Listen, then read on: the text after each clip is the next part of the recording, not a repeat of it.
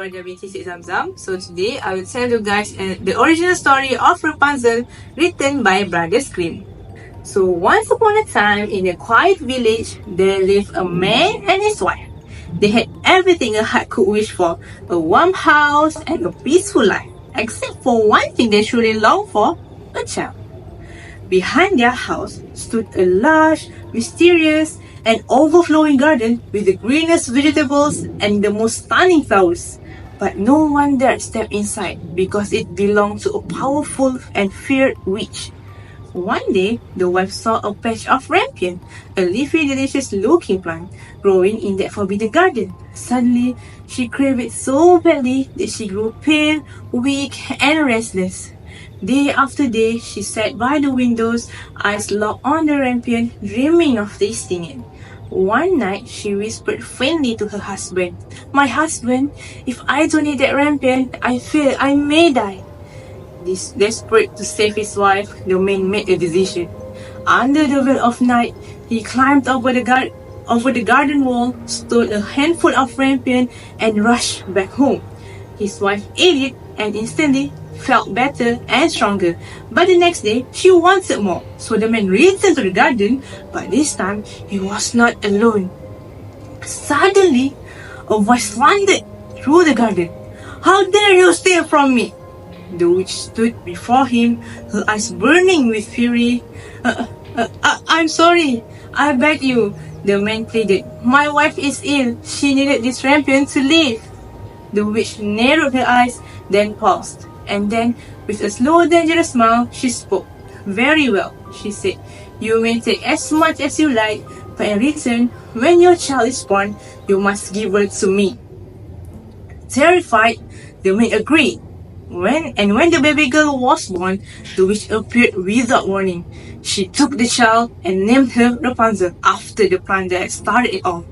Rapunzel grew up to be a kind, gentle girl with hair like threads of gold. But when she turned 12, the witch locked her in a tall tower hidden deep in the forest. The tower had no door, no stairs, only one single window at the top of the tower. Whenever the witch wanted to visit, she would stand below and call out, "Rapunzel, Rapunzel, let down your hair!" Rapunzel would let down her long hair and the witch would climb out. Rapunzel lived in solitude, knowing nothing of the world but the sky above, the songs that she sang, and the wind through the window. One day, a prince rode through the forest. As he passed near the tower, he heard a voice, sweet, haunting, filled with sorrow, drifting through the trees. He stopped, he listened. And the next day, he came back. And the next day, he also came back. He was so in love with the voice. Then one evening, hidden in the shadows, he saw something strange. A woman approached the tower and called, "Rapunzel, Rapunzel, let down your hair." When the hair fell, the woman climbed up all the way to the window. "And that's how she gets in," thought the prince. The next night, he tried himself. "Rapunzel, Rapunzel, let down your hair." The golden hair tumbled down and he climbed. When Rapunzel saw a stranger at her window and not the witch, she was shocked. Who are you?" said Rapunzel. "Don't be afraid," the prince said gently. "I've heard your voice, and I had to make the one behind it." And in that moment, something beautiful bloomed. They spoke, they laughed, and they dreamed together.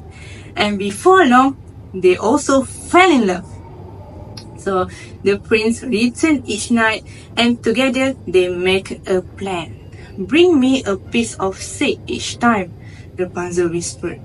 "I'll make a ladder. When it's ready, we will escape together." But one day, Rapunzel innocently asked the witch one simple question. "Mother Gothel, why is it so hard for you to climb?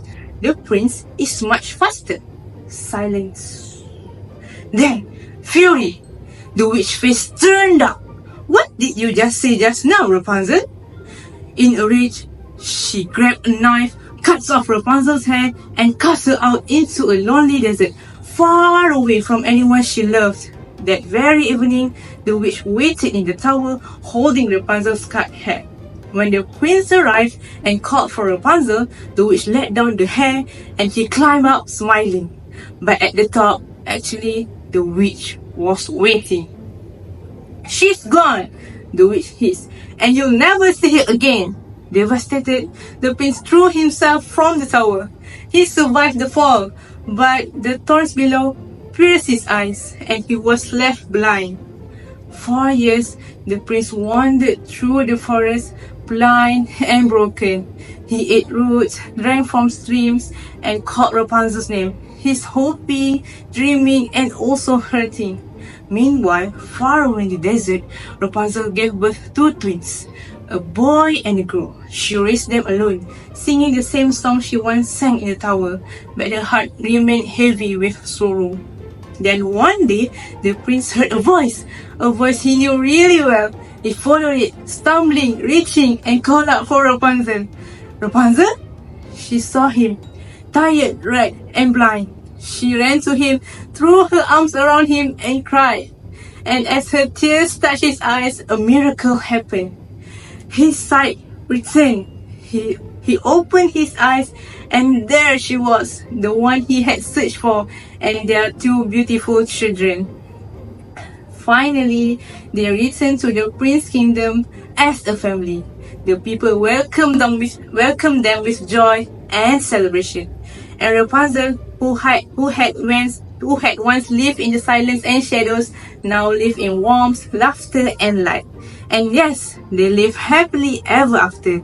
And so, dear my friends, we come to the end of the Rapunzel tale, a story of yearning, courage, and love, powerful enough to bring down even the highest tower.